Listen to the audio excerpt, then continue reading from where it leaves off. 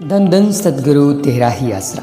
रूहानियत के दीवाने YouTube channel के माध्यम से हम आप सभी के लिए खुशियों से भरा, रूहानियत से भरा रूहानी वीडियो लेकर आए हैं। जो भी बहन भाई इस वीडियो को पूरा देखेंगे ज़रूर खुशियाँ उनके दामन में आएंगी। अगर सिमरन करोगे तो डबल खुशियाँ आपको ज़रूर मिलेगी। जो भी बहन भाई इस वीडियो के ऊपर आ चुके हैं, आप सभी को हाजिर कर विनती है कि मन के कहे अनुसार नहीं चलना है। मन इस वीडियो को आपको नहीं देखने देगा, क्योंकि इसमें मन का कोई मसाला नहीं है, लेकिन आपने आत्मा की आवाज़ को पकड़ कर रखना है और इस रूहानी चमत्कार को पूरा जरूर सुनना है। तो शुरू करते हैं। धन धन सतगुरु तेरा ही आसरा। दरबार की सख्त ब्रह्मचारी सेवादार बहन अपनी रोज़ाना डायरी में पूजनीय हजूर परम पिताजी की अलौकिक दया मेहर के एक प्रत्यक्ष करिश्मे के बारे में लिखती है। 11 मार्च 1993 को बबियाल जिला अम्बाला में सत्संग करने के बाद मेहरबान शहनशाह जी अपनी कुछ संस्कारी रूहों के लिए रात को गांव खानपुर कोलिया में पहुंच गए। वहां सच्चे पातशाह जी ने जिस घर में अपना उतारा किया, कुल मालिक जी के शुभ आगमन का समाचार सुनकर उनके कई रिश्तेदार व मित्रगण उनके घर पहुंच गए। उनमें उनकी 3 लड़कियां भी अपने ससुराल से हजूर सच्चे पातशाह जी का सत्संग सुनने के लिए पहुंची हुई थी। उन दिनों सरव समार दाता जी ने अपनी रहमत के द्वारा वहीं आसपास के कुछ अन्य गांव कस्बों के भी सभी सत्संग मंजूर किए हुए थे। अपने सतगुरु जी के शुभ आगमन पर प्रेमी का सारा परिवार ही बहुत प्रसन्न था तथा अत्यंत चाव व उमंग से साथ संगत की सेवा में जुटा हुआ था।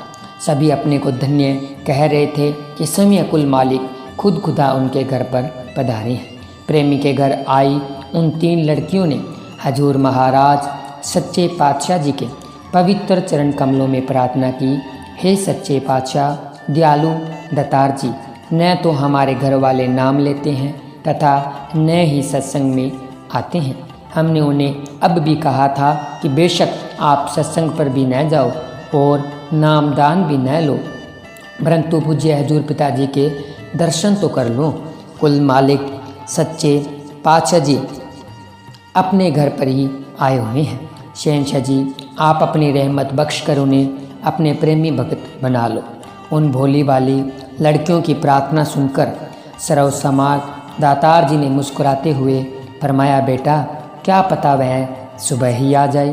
पूर्ण संत महात्मा का वचन तो खुदा का वचन होता है, अर्थात प्रभु परमात्मा खुद अपने संत जनों के द्वारा ही बोलता है, क्योंकि वह संत जनों का चोला पहनकर ही आता है।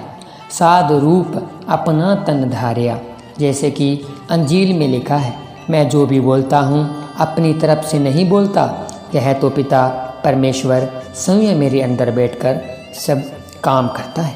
परंतु दुनिया के आम जीव संत महात्माओं के वचनों की असलियत को समझ नहीं सकते, इसलिए वे भोली लड़कियां भी कुल मालिक के वचनों को समझ न सकी। उन्होंने फिर प्रार्थना की, नहीं पिताजी, उनका आना तो बहुत ही मुश्किल है, वे तो आ ही नहीं सकते। मेहरबान अंतर्यामी दातार जी उनकी उन बातों को सुनकर खूब हंसे और आशीर्वाद देते हुए फरमाया, अच्छा बेटा कोई बात नहीं। पूज्य सतगुरु दातार जी का वचन तो स्वयं खुद परमात्मा का कलाम था, फिर भला कैसे टल सकता था।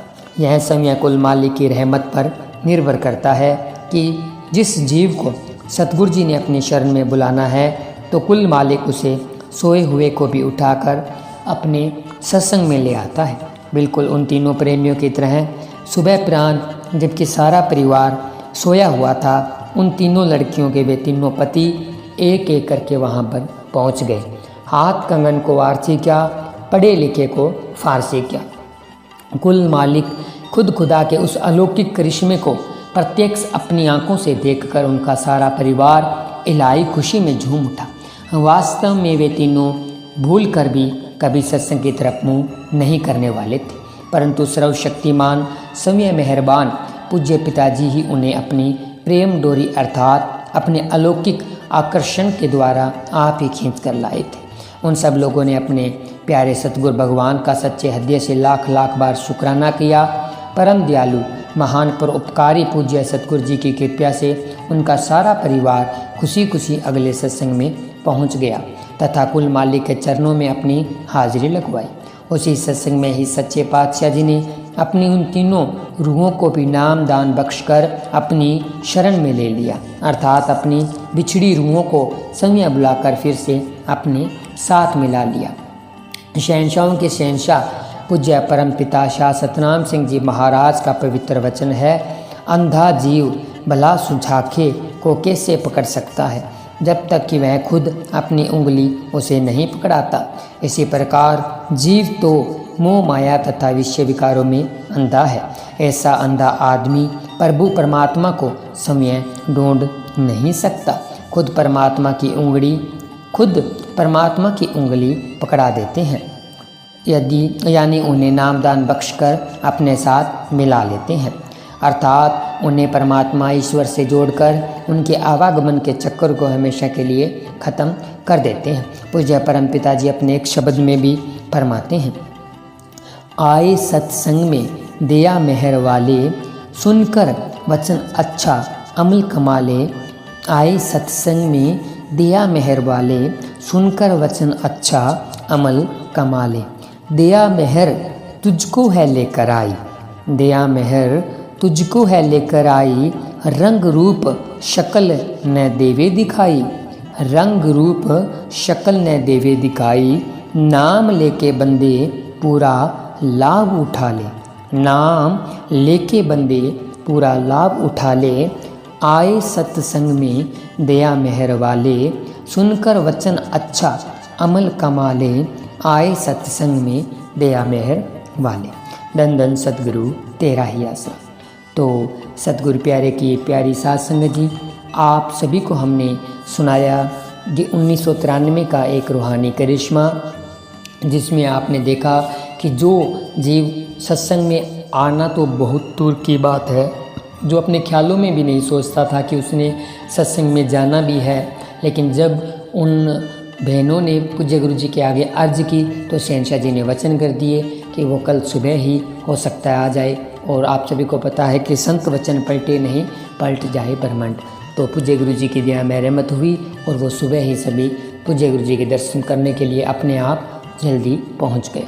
तो ऐसा ही होता है एक दृढ़ विश्वासी जीव के साथ, उसके ऊपर सतगुरु जी की रहमत इसी प्रकार बरसती रहती है। तो आज आपको ये रूहानी करिश्मा कैसा लगा हमें कमेंट करके ज़रूर बताएं।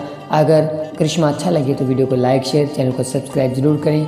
कमेंट में पवित्र नारा और अपना सुझाव देना न भूलें। मिलते हैं एक और ऐसे ही रूहानी वीडियो के साथ, तब तक के लिए धन्यवाद। धन धन सतगुरु तेरा ही आसरा, धन धन सतगुरु तेरा ही आसरा।